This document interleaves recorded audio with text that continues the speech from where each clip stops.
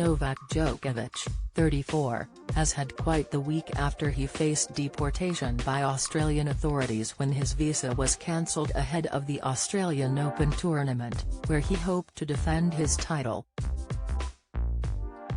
Since then, rumours of him breaching isolation rules before his arrival in Oz have surfaced, and the world know. One felt he needed to address them for fear of the backlash hurting his family.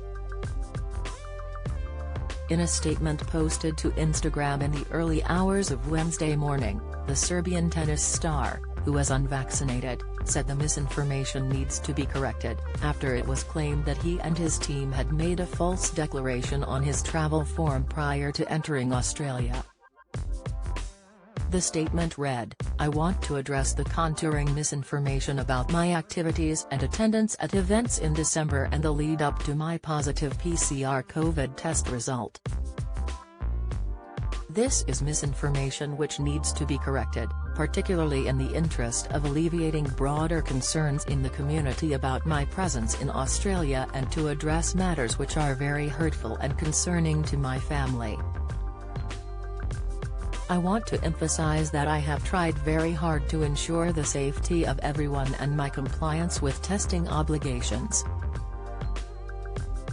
He revealed that he had attended a basketball game in Belgrade, Serbia, on December 14, after which it was reported that a number of people had tested positive for the virus. While he had no symptoms himself, he took a rapid antigen test on December 16 that came back negative, but also took a PCR test the same day in an abundance of caution. "The next day I attended a tennis event in Belgrade to present awards to children and took another rapid antigen test before going to the event, and it was negative," he continued. "I was asymptomatic and felt good, and I had not received the notification of a positive PCR test result until after that event. The next day, on 18th of December, I was at my tennis center in Belgrade to fulfill a long-standing commitment for a LeKeep interview and photo shoot. I cancelled all other events except for the LeKeep interview." Djokovic admitted the decision to follow through with the interview was an error of judgment, but that he felt obliged to go ahead with it as he didn't want to let the journalist down.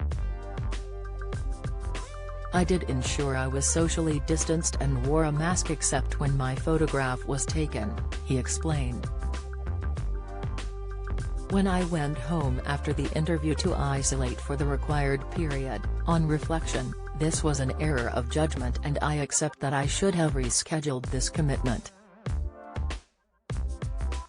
On the issue of my travel declaration, this was submitted by my support team on my behalf, as I told immigration officials on my arrival, and my agent sincerely apologizes for the administrative mistake in ticking the incorrect box about my previous travel before coming to Australia. This was a human error and certainly not deliberate. We are living in challenging times in a global pandemic and sometimes these mistakes can occur. Today, my team has provided additional information to the Australian government to clarify this matter.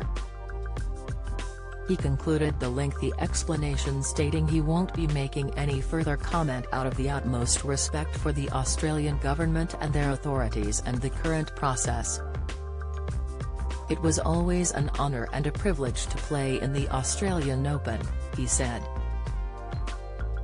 "The Australian Open is much loved by players, fans and the community, not just in Victoria and in Australia but around the globe, and I just want to have the opportunity to compete against the best players in the world and perform before one of the best crowds in the world."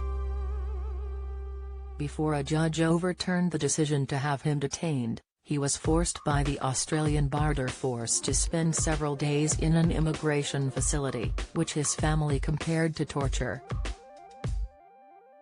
However, Djokovic won his appeal to remain in Australia and a judge freed him from hotel detention, to the relief of his fans.